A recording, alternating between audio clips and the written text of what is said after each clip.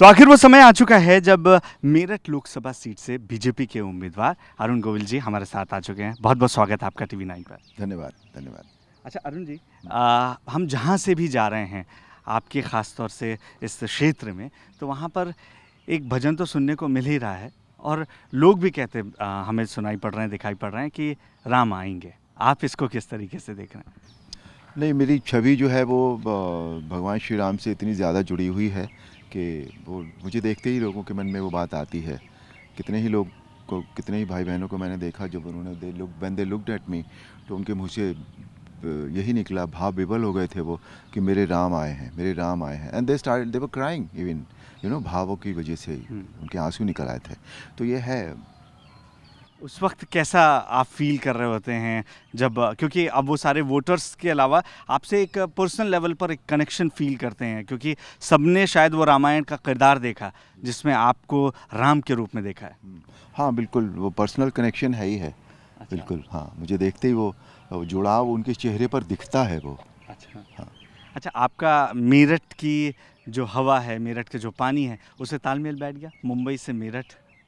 नहीं, मेरठ नया तो नहीं है ना मेरे लिए। I was born here, I was brought up here, I studied here, I been coming off and on.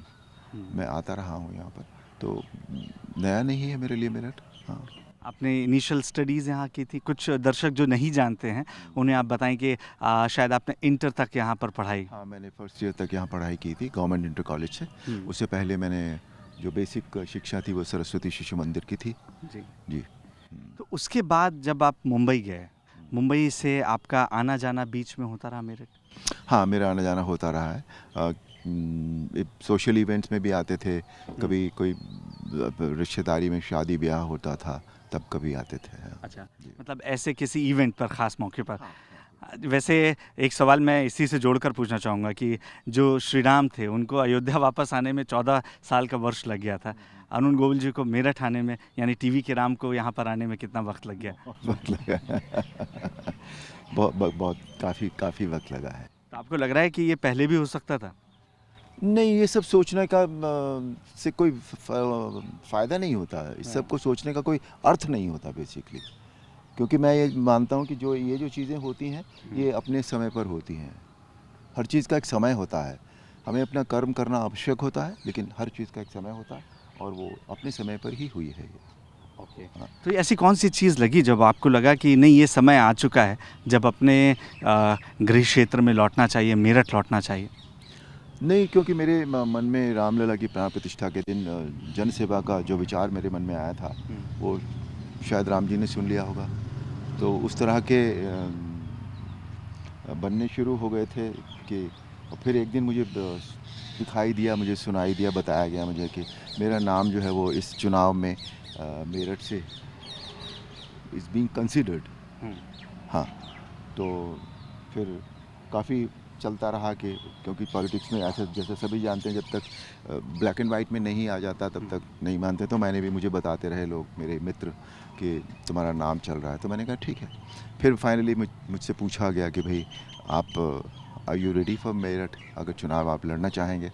तो मेरठ का जब मैंने नाम सुना तो मैंने कहा यस, व्हाई नॉट। प्रधानमंत्री ने खुद पूछा? उनके भी प्रधानमंत्री नहीं फ़ोन करते हैं इस बात के लिए। नहीं, क्योंकि यहाँ पर जितने लोग कह रहे थे कि यहाँ के लोगों की पसंद बाद में, लेकिन प्रधानमंत्री की पहली पसंद आप रहे हैं इस क्षेत्र नहीं, से। अगर ऐसा है, उन लोगों को ये पता है तो बहुत अच्छी बात है। बहुत ही मतलब स्वागत है इस बात का। पर जब मैं उस दिन जब स्टेज पे जब वो आए थे यहाँ से, जब उन्होंने चुनावी रैली का आगाज़ किया था, तब उस दिन वो मिले और उन्होंने हैंडशेक करने के बाद मुझे एक शब्द बोला, स्वागत है। तो I felt nice about it. अच्छा, आपने एक लंबा सफ़र तय किया, लेकिन इस सफ़र में जो आपकी सिनेमा जगत की राह थी वो ज़्यादा आपको मुश्किल नज़र आ रही थी? वहाँ स्टार्ट करना ज़्यादा मुश्किल था? मैं राजनीति पर आऊँगा, या अभी जो आप राजनीति पर स्टार्ट ले रहे हैं ये ज़्यादा मुश्किल लग रहा है? कौन सी राह ज़्यादा कठिन? नहीं, कुछ भी मुश्किल नहीं लगता जब आप मन में एक सोच लेते हैं कि ये काम करना है। तो वो शब्द अगर मुश्किल आप लेकर चलेंगे ना तो वो काम होगा ही नहीं कभी भी। अच्छा। आपने एक बार सोच लिया, प्रॉस एंड कॉन्स उसके देखे, सोच समझ कर काम करना चाहिए। मैं इस बात में बिलीव करता हूँ, कोई भी काम जब हम करते हैं तो उसमें फिर मुश्किल शब्द, अगर मुश्किल, असंभव, होगा कि नहीं होगा, ये 2-3 सवाल अगर आप मन में लेकर चलेंगे ना तो कोई भी काम फिर ठीक से नहीं होता है। नहीं, तो लेकिन इन देखिए चीज़ों को निकाल कर फिर अपना कर्म करना पड़ता है। देखिए राजनीति में और आपने जो किरदार निभाया उनका मर्यादा पुरुषोत्तम श्री राम नाम था, तो उसमें मर्यादाओं का बहुत ख्याल रखा गया। और राजनीति में हमने बार बार देखा कि मर्यादाएं कई दफ़े तार तार होती रही हैं। कितना मुश्किल आपको लग रहा है उस किरदार में? कोशिश करेंगे कि मर्यादाएं तार तार न हों। अच्छा, एक सवाल मैं जानना चाह रहा हूँ सर, क्योंकि कुछ मीडिया रिपोर्ट्स कह रही थी कि एक वो दौर था, कल मैंने एक बुज़ुर्ग से बात की, उन्होंने कहा कि जब राजीव गांधी थे, रामायण आया था, तब आपको लेकर जाया जाता था कांग्रेस के प्रचार के लिए या कहीं पर भी? जाया नहीं जाता था, मैं एक बार गया था। अच्छा, हाँ, इलाहाबाद में एक प्रचार मैंने किया है, बस दैट्स इट। तो उस समय आपने प्राथमिक सदस्यता भी ली थी कांग्रेस की? नहीं, ऐसी खबरें क्योंकि नहीं, मीडिया में आई थी। नहीं, गलत है वो बात। नहीं। नहीं। अच्छा, आपके जो पुराने साथी हैं, क्योंकि दुनिया चले ना श्री राम के बिना, और राम जी कभी लक्ष्मण जी के बिना नहीं चले, और लक्ष्मण जी के अलावा जो सीता जी थी, आपके जो सहयोगी थे, वो राजनीति में बहुत पहले आ गए थे, चाहे अरविंद त्रिपाठी जी हों, चाहे दीपिका जी हों। ये उस अपना विचार होता है देखिए आने का। मेरा राजनीति में आने का बिल्कुल कोई भी इरादा नहीं था, और मुझे हमेशा से ऑफ़र आते रहे। पहले कांग्रेस से आते रहे, फिर बाद में बीजेपी से भी आते रहे मुझे ऑफ़र, पर मैंने कभी, मेरे मन में था ही नहीं राजनीति करने का, राजनीति में जाने का। पर फिर अचानक, as I told you, Ramlalla के प्राण प्रतिष्ठा के दिन ये मेरे विचार में आया कि मुझे जन सेवा करनी चाहिए, 1 to 1 वाली। रामायण के थ्रू तो बहुत हमने जन सेवा की है, सब कुछ कहा है, बताया है, पर 1 to 1 का नहीं हुआ था। तो वो मेरे दिमाग में आया था, and then as the luck could have it, तो वो इस तरह से घूम कर मेरे पास राजनीति के दायरे में आकर, और मेरठ मुझे दिया गया, मेरठ मुझे मिल गया, तो तब ये शुरू हुआ है। मैं मेरठ के ऊपर आऊँगा, लेकिन उससे पहले आपने रामलला की प्राण प्रतिष्ठा की बात की है, तो उस समय आप भाव विभोर थे और आपको देखकर वहाँ के लोग भी भाव विभोर थे। ये इसका कोई देखिए, ये it's a moment of a lifetime. Ramlalla की जो प्राण प्रतिष्ठा थी वो हमारे जीवन में हो गया, हम अपने आप को बहुत सौभाग्यशाली मानते हैं। अदरवाइज़ जो स्ट्रगल है वो तो 500 साल से चल रहा था, हमारे जीवन में हो गया, हम बहुत सौभाग्यशाली हैं। तो उस दिन भाव विभोर होना तो मतलब when you are living a moment of lifetime, तो वो होता ही है ना। तो ये कहना गलत नहीं होगा कि अयोध्या में उस दिन आपकी मौजूदगी आपके मेरठ से प्रत्याशी बनने का बड़ा कारण है? शायद बीज वहीं पड़ा था। अच्छा। आपके मन में या पार्टी के पदाधिकारियों के मन मुझे में? नहीं पता, मेरे मन में जनसेवा का बीज वहाँ पड़ा था। पार्टी ने क्या सोचा होगा मुझे नहीं पता, कब सोचा होगा मुझे नहीं पता।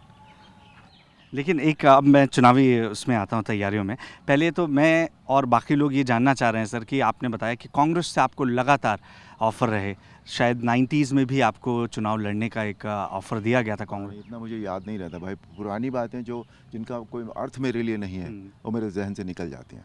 लेकिन कांग्रेस क्यों नहीं, बीजेपी क्यों, या कोई दूसरी पार्टी क्यों नहीं? बीजेपी का, देखिए पहली बात तो ये कि आपके मन में आना चाहिए ना पहले तो राजनीति में जाने का, तब आप जाएंगे ना।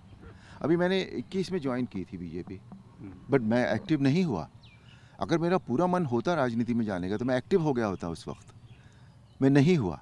तो इसलिए मैं कह रहा हूँ आपको, तो जब आप एक्टिव हो जाते हैं, जब आपका मन किया अगर के, तब आप देखेंगे ना कि मुझे कहाँ क्या करना है, कौन सा दल मेरे लिए ठीक है। और उस वक्त भी बीजेपी मैंने ज्वाइन की थी तो कुछ सोचकर की थी, सोचकर इन द सेंस कि मुझे बीजेपी का जो ट्रैक रिकॉर्ड है आप देखिए वो बहुत अच्छा है दूसरी पार्टियों के मुकाबले में। तो मतलब दूसरी पार्टियां कहीं भी नहीं ठहरती इसके सामने। जितना राष्ट्रवाद बीजेपी और उसके रूट्स में है वो किसी के पास नहीं है, और एक देश के लिए राष्ट्रवाद से बढ़कर कुछ नहीं होता। फिर हमारा सौभाग्य है कि हमें प्रधानमंत्री नरेंद्र मोदी मिल गए, हमारा सौभाग्य है कि हमें मुख्यमंत्री योगी आदित्यनाथ मिल गए। ये ऐसे व्यक्ति बड़े सौभाग्य से मिलते हैं किसी देश को या प्रदेश को, नॉर्मल नहीं है ये लोग बहुत, मतलब इनके बारे में मैं जैसा शब्द यूज़ कर रहा हूँ कि बड़े सौभाग्य की बात है। ये अभूतपूर्व व्यक्ति हैं, अद्भुत व्यक्ति हैं दोनों, बिल्कुल। विपक्ष तो लेकिन आरोप लगाता है कि जब भी कोई मुख्य मुद्दा छुपाना हो तो बीजेपी, उनके तमाम नेता राष्ट्रवाद की बात करने लगते हैं और राष्ट्रवाद की याद दिलाने की राष्ट्रवाद कोशिश तो देखिए है, आज इस राष्ट्र की जो जगह है पूरे वर्ल्ड में वो क्या है वो सब जानते हैं। वो जो सोचते हैं सिर्फ राष्ट्र के बारे में सोचते हैं, उन्हें अपने सोचने के लिए तो ज़रूरत है नहीं। आप जब उनका मोदी जी भारत को अपना परिवार मानते हैं तो इससे बड़ा राष्ट्रवाद का जो उदाहरण है वो और क्या होगा बताइए मुझे आप। अच्छा सर, एक चीज़, ये रावण का ससुराल कहा जाता है मेरठ, तो यहाँ राम की अग्नि परीक्षा होगी इस बार? नहीं, राम की अग्नि परीक्षा क्यों होगी मुझे बताइए? टीवी के राम की? नहीं, नहीं, किसी की भी राम की अग्नि परीक्षा नहीं होगी। मैं यहाँ आया हूँ अपना काम करने, अपना काम करूँगा। मैं परीक्षा देने नहीं आया हूँ यहाँ पर। अच्छा। मैं अगर अच्छा काम करूँगा तो परीक्षा में बैठने की भी नौबत नहीं आएगी। अच्छा, अच्छा काम, ये गारंटी अभी है बीजेपी लेकर आ रही है अच्छे काम की, मोदी जी की गारंटी। गारंटी शब्द लोगों का ध्यान खींच रहा है। आप यहाँ पर आ रहे हैं, अगर आप जीत कर आते हैं तो कौन सी ऐसी 5 चीज़ें या 3 चीज़ें होंगी जिसकी गारंटी यहाँ की युवाओं को मिलेगी, यहाँ के रहने वाले लोगों को मिलेगी? देखिए, मुद्दे जो होते हैं, कहीं भी जो कमियाँ होती हैं वो 4, 5, 6 चीज़ों में ही होती हैं। सड़क होती है, बिजली होता है, पानी होता है, शिक्षा होती है, अनएम्प्लॉयमेंट होता है, मेडिकल फैसिलिटीज़ होती हैं। यही बेसिक मुद्दे होते हैं, है ना? और एक विकास होता है बेसिकली। तो यही चीज़ें 5-6 चीज़ें होती हैं हर जगह। इसमें आप जितना भी काम कर लें उतना कम है, क्योंकि प्रगति का कोई ब्रेकिंग पॉइंट नहीं होता। तो इट्स अ कंटिन्यूअस प्रोसेस।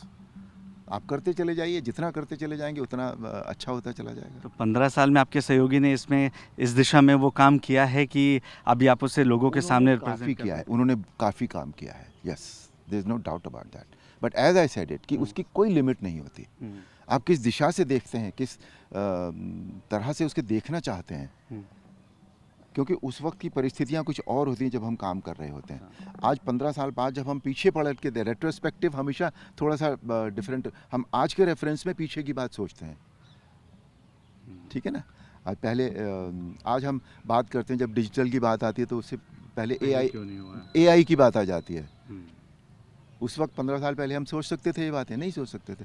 15 साल पहले की परिस्थितियाँ अलग थीं, तो उस परिस्थितियों के हिसाब से इंसान अपना कर्म, अपना कर्तव्य निर्धारित करता है, अपनी सोच निर्धारित करता है। उन्होंने बहुत काम किया है।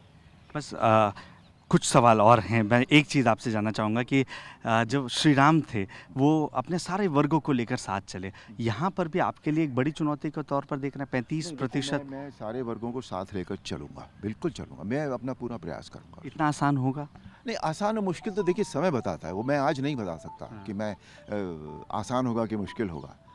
मैंने जैसे कहा, अगर मैं मुश्किल सोच कर चलूँगा तो ये होगा ही नहीं।